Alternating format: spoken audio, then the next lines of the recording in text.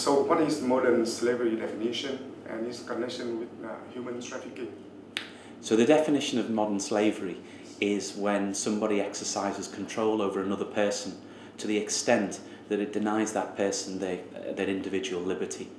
The person would seek to exploit the other, perhaps by way of trade or by way of exploitation from the labour from that person.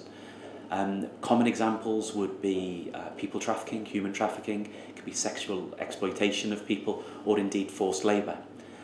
Modern slavery is not well understood worldwide. It's one of the great human rights abuses that people don't know a lot about.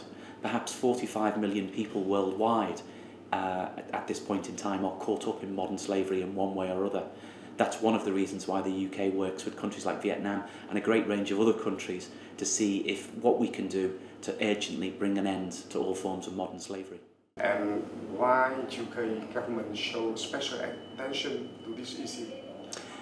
I think it's important to say that this isn't just an issue for Vietnam.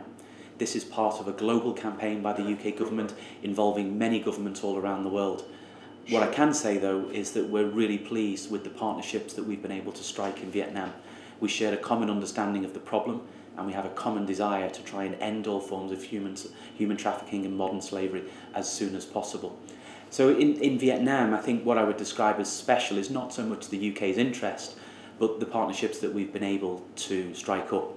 I think we've seen really positive progress in terms of making people aware of the issues.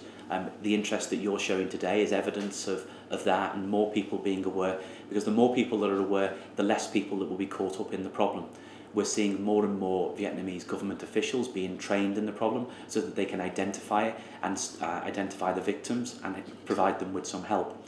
I think later this year we'll also see changes in the Vietnam Penal Code, which will allow the authorities to prosecute people who are trying to abuse people in this way.